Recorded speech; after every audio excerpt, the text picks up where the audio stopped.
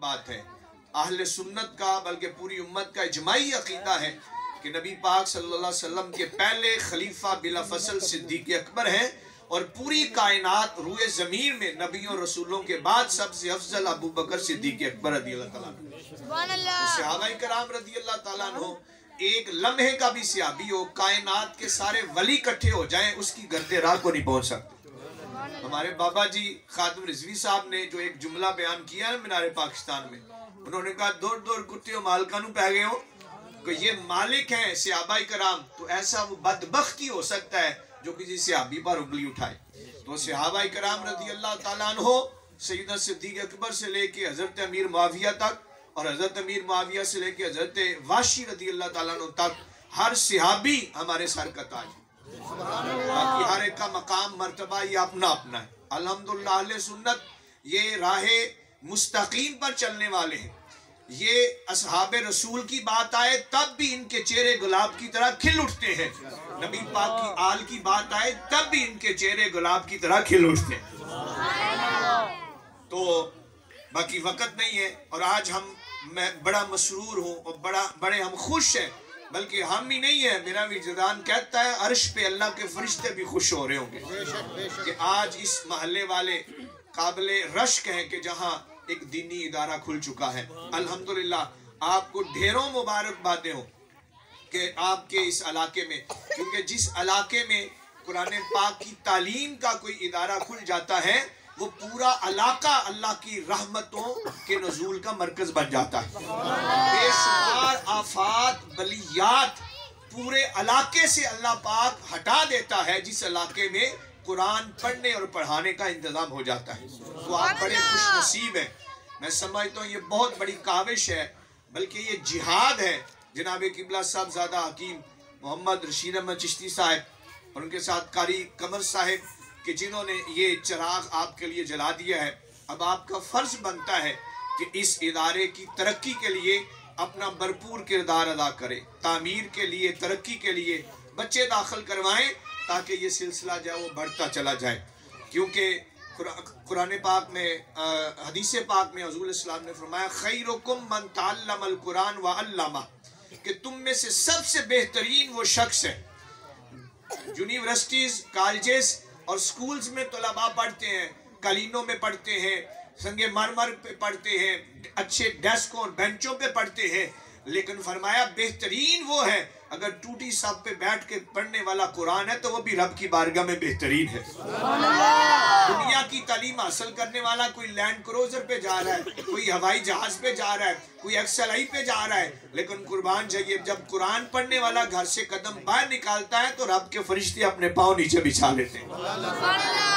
ये दीन पढ़ने वालों का की बरकत है और उनकी अजमत और उनकी अहमियत अल्लाह रसूल की बारगाह में है। तो इसलिए अहले सुन्नत को बिलखुसूस इस चीज़ की ज़रूरत है। अगर आप अपनी नई नस्ल को दीन के साथ अटैच करना चाहते हैं, दीन के साथ जोड़ना चाहते हैं और उनको अपनी आखिरत का सरमाया बनाना चाहते हैं तो अपने मदारस को मजबूत करें। जो उलमाए हक्का ने मदारस कायम किए हुए हैं, मैं अभी देख रहा था किबला हकीम जनाब साहब ज़ादा रशीद अहमद चिश्ती साहब, इनका मकाम है एक इलाके में माशाल्लाह इल्मी तौर पर ये रूहानी तौर पर, लेकिन मैं देख रहा था कि इनके वालिद साहब स्टेज पे आने लगे तो ये हाथ पकड़ के जूता उतार रहे थे। ये किसकी बरकत है? कि ये दीन की बरकत है कि दुनिया की तालीम जितनी भी हासिल कर ले, जितना दुनिया का पढ़ता जाता है वो माँ बाप का नाफरमान होता चला जाता है, लेकिन दीन जितना पढ़ता चला जाएगा वो माँ बाप के सामने झुकता चला जाएगा। आप चाहते हैं कि हमारे बच्चे भी इसी तरह फरमाबरदार हो, हमारे बच्चों को दाखिल भी कराएं और इस इदारे के साथ भरपूर तावन भी करवाएं और उस रविश को अब छोड़ दें अपना पैसा ज़ाया करना। मैं हाथ जोड़ता हूँ, ये जो रंग बिरंगे सूटों वाले हम बुला लेते हैं, ये नात का, ये ऐसे नकीब जिनका ये देखे डोगर साहब ने नकाबत की, ईमान ताज़ा हो गया, कुरान बयान किया, हदीस बयान किया, अकीदा बयान किया। ये है पैसा हमारा, स्टेज हमारा, अवाम हमारी, लंगर हमारा और अकीदा दूसरों का बयान होता रहा है। आज जो अकीदे की खराबी है उसकी बुनियादी वजह यही है। तो आज हमें अपनी रवश को दुरुस्त करना है। इन पे जो हमने पैसा ज़ाया किया है, मुझे बताइए कि ये जो नात खानों को लाखों रुपया हमने दिया उन्होंने कहाँ खर्च किया? कभी सोचा हमने? उनके कोई मदरसे हैं, उनकी कोई लाइब्रेरियां हैं। ये ऐसे नकीब जिनको हमने लाखों रुपया दिया, क्या उनके कोई मदरसे हैं? कहाँ पैसा लगता है? उनकी अयाशियों पे लगता है। क़यामत के दिन हमें भी पूछ होगी अगर हमने इन लोगों को प्रमोट किया। तो ऐसे लोगों को अपना ताउन पेश करें कि जो दीन का काम कर रहे हैं, जो मदारिस बना रहे हैं, जिनकी लाइब्रेरियां हैं, जो तसनीफ व तालीफ का काम कर रहे हैं, दीन का काम कर रहे हैं।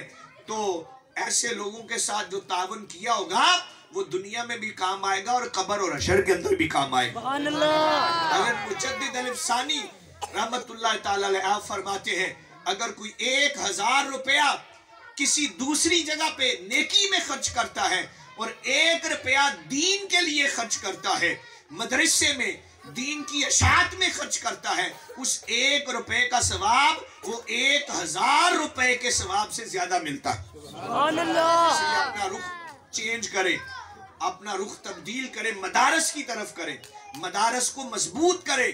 हमारे मदारस इस हवाले से कमजोर होते जा रहे हैं, तो मदारस को जितना मजबूत करेंगे तो इंशाल्लाह आपकी आने वाली नस्लें उतनी महफूज होंगी। जिस तरह गैर आए देखें, कभी बदबख्त वो फराज के कुत्ते ने हमारे आका करीम अलैहिस्सलाम के जो वो खाकों का मामला किया, ये किस वजह से किया? आज अगर इस्लाम पावर के अंदर होता तो ऐसा ना होता। इस्लाम उसी वक्त पावर के अंदर आएगा जब दीन वाले लोग पावर में आएंगे, और दीन वाले लोग जब पावर के अंदर आएंगे तो फिर इंशाल्लाह इन कुत्तों को जुर्रत ना होगी, क्योंकि उन्हें पता होगा कि अगर हमने उंगली इनके आका की तरफ की हमारी उंगली कट जाएगी, अगर जुबान हमने चलाई तो हमारी जुबान काट दी जाएगी। क्योंकि मुसलमान दीन वाला जो है वो अपना सब कुछ कुर्बान कर सकता है, अपने आका की इज्जत और नमूस पर हरफ नहीं आने दे सकता। तो तमन्ना है दुनिया में कोई काम कर सके, हो सके तो खिदमत कुरान व खिदमत इस्लाम कर सके। अल्लाह ताला हमें तौफीक अता फरमाए व मालिक।